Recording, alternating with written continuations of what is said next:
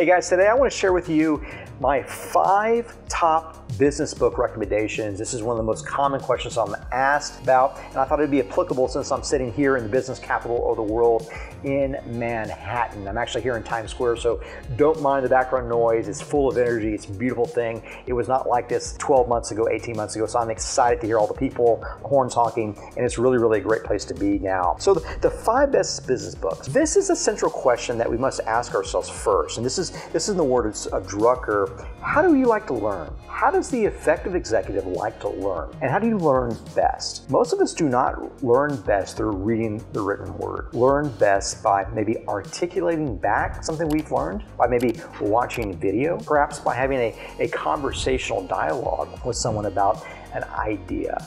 So we all learn in vastly different ways. And so this idea of how you like to read is really your prerogative on how you think you learn best. For myself, me reading the written word, then talking about it, that's how I synthesize and ingest information and be able to attach it back to my grand narrative theme. That's how I best learn. And so these 5 business books are things that I recommend you consume in the format most accustomed, most acclimated to how you like to learn. So the first business book I like to recommend to you is Rich Dad, Poor Dad by Robert Kiyosaki. I read this back in college when we were starting our first businesses, and it was just really revolutionary to think about the 4 quadrants of income. This idea that I could be a passive investor but also a business owner and also be an employee at the same time was really revolutionary to my young 20-something mind. The way that I thought through this was that if Robert could do it, I could do it. And I don't know that he really had a rich dad that taught him all this, but I think it makes it for a fantastic story. So I recommend that book first of all. The second book I like to recommend to you has this idea of power and how reality works. It is The 48 Laws of Power by Robert Greene. Robert really gets in this idea of strategy, and if you go back and you watch a playlist that we'll link to below on the Power series,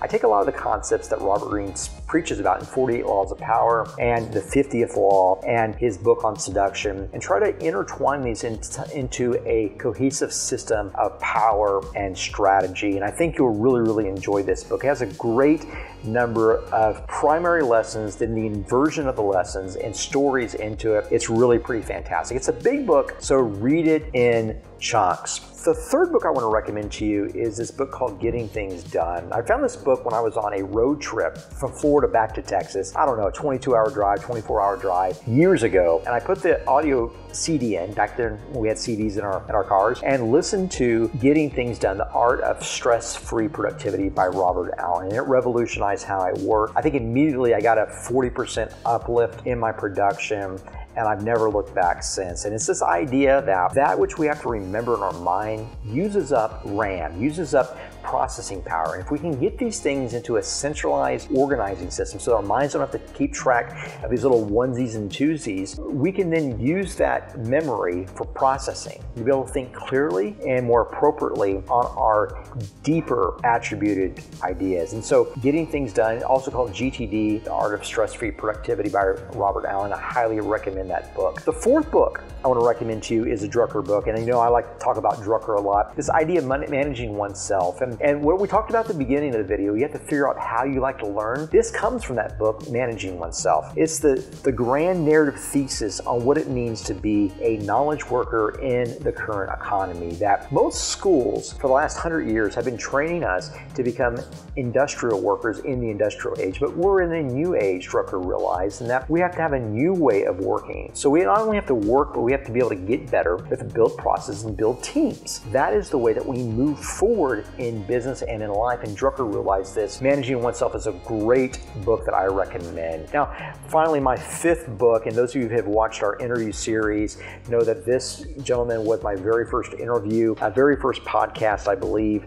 3 years ago, is the book Fortitude by my friend Dan Crenshaw, former Navy SEAL, current congressman, just crazy brilliant guy, really, really great guy. This idea of fortitude, of fighting through blindness, of fighting through the tragedies of our life, to be able to see that we can get through grit, that which was not attainable otherwise, that you must go through the depths of death in order to see the highest amounts of life. And this is what Dan talks about in his personal narrative. It also has a little bit of a blend of philosophy and theology, and it's really, really interesting book, and I highly recommend it. I like the audio version of it personally. I've gone through both versions of it, but the audio version, just hearing him speak in his own words about getting his face blown up, losing his eye, being blind for weeks at a time, it just doesn't get any more heroic than that. And so the book Fortitude is my fifth and final recommendation. How do we think about this? How do we think about ingesting material, ingesting books? I want to submit for your consideration 2 rules to put in place into your life. The first rule is one that I did myself, and this is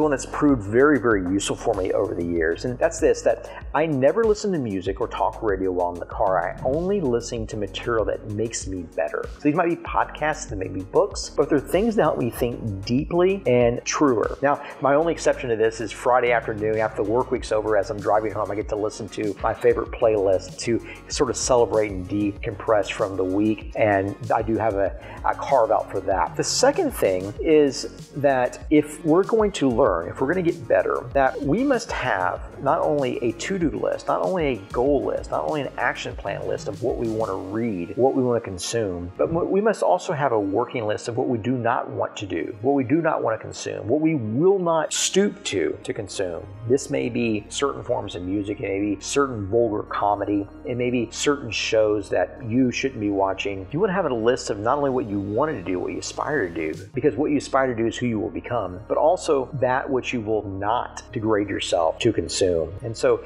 I found these 2 rules to be a good operating philosophy when it comes to terms of consuming content. And so we must realize also that the growth in our lives must be prioritized, that the one who outworks, is directly focused, builds the best team, and then learns faster and deeper will outperform the better resource teams and the better resource executives. So thinking deep, working harder, working smarter, building better teams, and going deeper is the way through to success, to prosperity, to the way of the richer, fuller, deeper purpose in the life of meaning. So hopefully these 5 book recommendations have been helpful for you. If I missed a book, please comment below on something that I left off, a business book or philosophy book or religion book that you like. Love to hear from you. Again, we'll see you back. Hopefully I'll be back home after this, but it's great being back in Manhattan with all the energy down below. Thanks, guys.